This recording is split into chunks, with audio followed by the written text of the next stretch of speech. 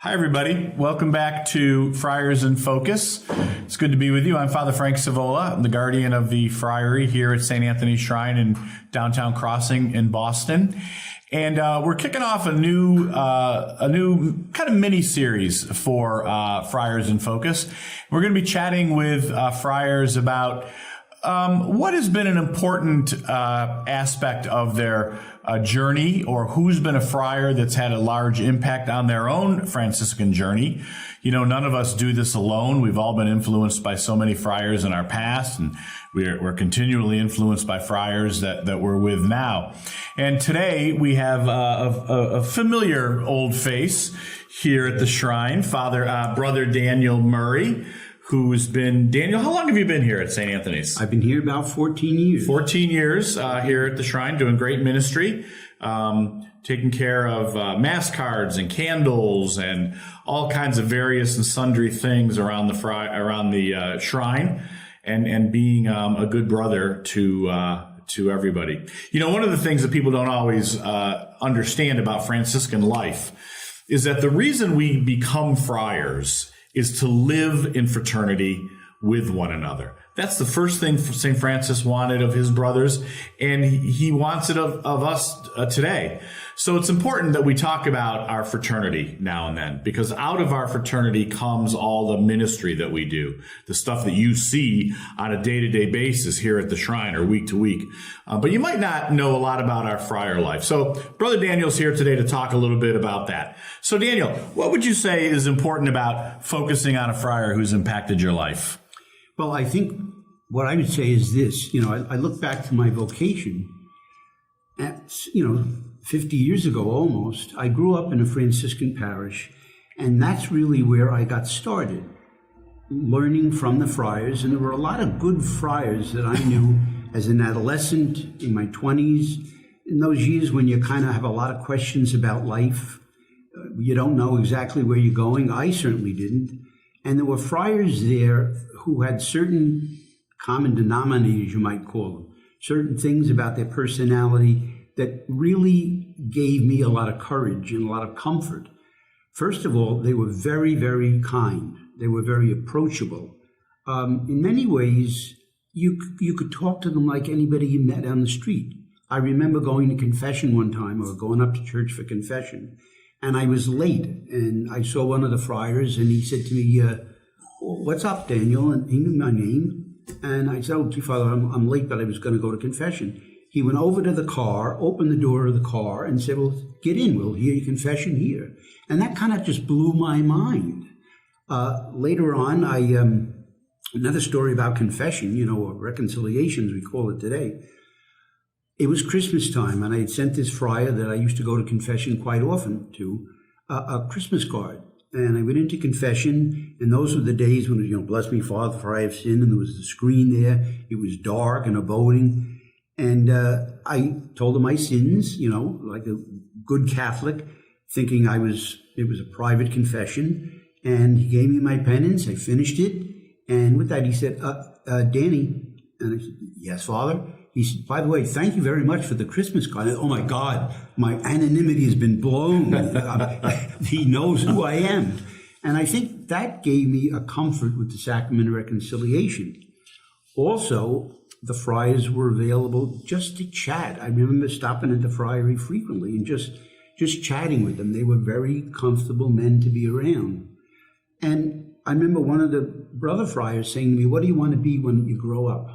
Do you want to be a policeman or a fireman?" And I was uncomfortable saying to him, "Well, I'm thinking about being a friar. I'd like to be a friar when I grow up." But sooner or later that happened.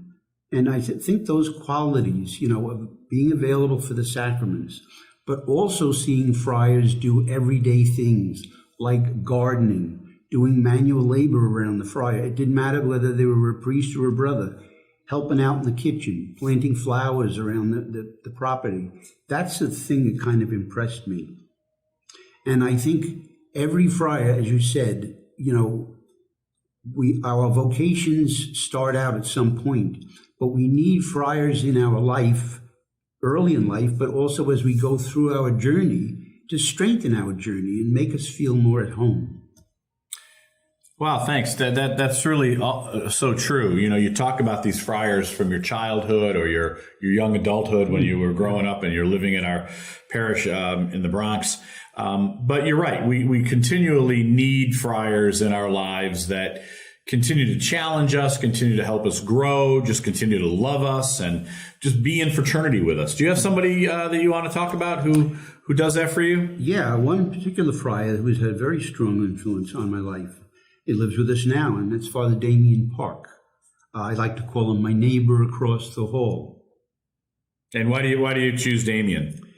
Well, I mentioned the Sacrament of Reconciliation, and when I first met Damien, it would have been about 8 years ago, he came here to do graduate studies. And I guess that's one thing that really impresses me. I never did graduate studies. So when he first came here, that really impressed me, that this guy went out every morning, to go to school and to study, and that was his work. But also, I asked him to be my confessor. And it was the same thing as what I experienced at Holy Cross. He was a man who was gentle, approachable, easy to talk to, and I was able to celebrate the Sacrament of Reconciliation with him much the same way as I did as a kid. Only now it wasn't that hiding behind a screen. It was sitting in my room and talking about it. And I really believe if we're going to talk about the Sacrament of Reconciliation, it's sitting with another friar and saying, this is what's going on in my life. These are the things that are maybe not so good. These are the areas of life where I'd like to grow a little bit. These are the areas that I'm kind of proud of. I'm glad I'm doing well in these areas. Mm-hmm. This is how my prayer life is going. Also, maybe this is how my friar life is going. I'm not doing so well in this area. Or can we talk about this? To me, that's the Sacrament of Reconciliation. It's helping me to become whole, helping me to become better than I am, helping me to grow. Also, I think Damien, he's an example to me because I can see just in the way he celebrates Mass and in the way he preaches, he loves to preach. He lives out the gospel. When he preaches it, it's not some theoretical thing he's talking about. Most of his homilies have to do with his own personal life and how that bounces back, so to speak, with the gospel. He reflects the gospel in his own life. And to me, that's real preaching. That's real evangelization. Another thing about Damien that I appreciate, and I mentioned this about the friars that I saw growing up, I've seen him in the kitchen doing the dishes. I've seen him helping out, with preprandium, setting up, cleaning up, helping out in lots of ways. There's been a couple of times I've been sick, and he's helped me. I've had dermatological issues. You need somebody to take care of your wound or something like that. And to ask Damien to help out is no problem. I'm comfortable with that. And I do find it hard sometimes to ask for help. And with Damien, he's an easy person to ask for help. And I remember saying to him one time, I don't like asking for help. And his first thing was, why? That's what a brother is for. And he's right. That's what a brother is for. Right. We're here to help one another. So he's been a good man. He's been a good example for me. A good experience I had with him was when we were experiencing the height of the pandemic, and Damien was doing his liturgies in Korean. And he asked me to be his cameraman. I don't know that I was the best cameraman. I screwed it up a couple of times. At one time, the audience was looking at me instead of Damien. But we worked that out. And, he didn't get angry. He was patient with me and said, well, we'll fix that later on. And we did. But it was good. And another thing, I guess, too, I mentioned he's my confessor. Thank God for the Sacrament of Reconciliation and for the seal of confession, because what we say stays between the two of us. That's about all I have to say about Damien. He's a good friar, and I'm very grateful. All right, good. Damien's a great young friar. Hopefully, we'll get him in here one of these days. As Brother Daniel said, he's doing graduate work. He's doing his doctorate in philosophy, so he's trying to finish that up. So he's a pretty busy guy, and he's also the most popular Korean friar in the United States. So he's always doing something for the Korean Catholic community. But one of these days, we'll get him in here. So good, Daniel. What else do you want to talk about in terms of Damien or your friar life? Anything? But one thing I would like to say is that, I've been here for 14 years. And I remember when I first came here, I was looking around, there were all these friars who were here. And I thought, wow, I wonder how long this one's been here, how long that one's been here. And now I'm one of the friars who's one of the oldest friars in the community chronologically, but also one of the older friars in the community. And it's really been a joy. This is a healthy community. There's a lot of fun. And I don't want to sing your praises too much because you'll get a big head. But you add a lot to that, Frank. You're a lot of fun, and I think I'm comfortable with you most of the time. But it's a good community, and I want to thank you for your leadership. And all the friars, I think, there's so many different friars and so many stories that go on and so many gifts among the friars. We have a lot to be thankful for. We really do. I enjoy living here. I really, really do. And at one time, I didn't want to come to Arch Street. I was asked to come here many years ago, and no way. And that certainly has changed. It's a great house. I'm grateful to God that I'm here. Well, good. I'm glad you're here too. You're right.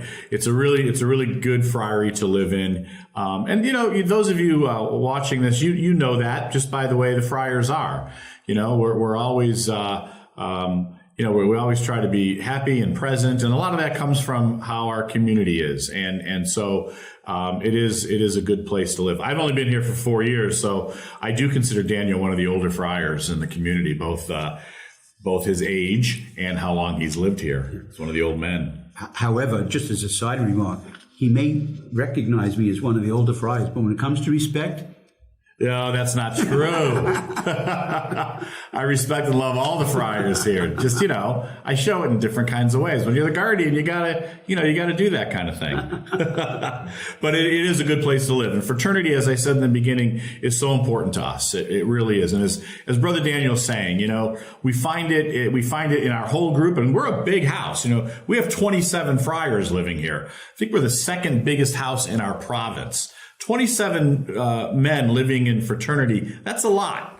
That really is a lot. Usually you find a house of 4, 5 guys, but to have a house of 27 is pretty big. But we're able to pull it off. And everybody contributes to that, and Brother Daniel is a great contributor to our Franciscan life here. So you'll be hearing more about our Franciscan life as the weeks go on. A couple more friars will find themselves in the chair that Brother Daniel's in as we talk about our Franciscan life. What else? Anything else? Yeah, I have one question I'd like to ask you. Unscripted. Very easy question. How about ending this session with a little prayer? We will end the session with a little prayer, and then I got a few announcements for you, just like it was at Mass. You want to lead us in prayer? Okay. All right, go ahead. Gentle and loving Father, I thank you for this time together. I ask you to bless us and bless all those who are listening now and hearing this story and our conversation.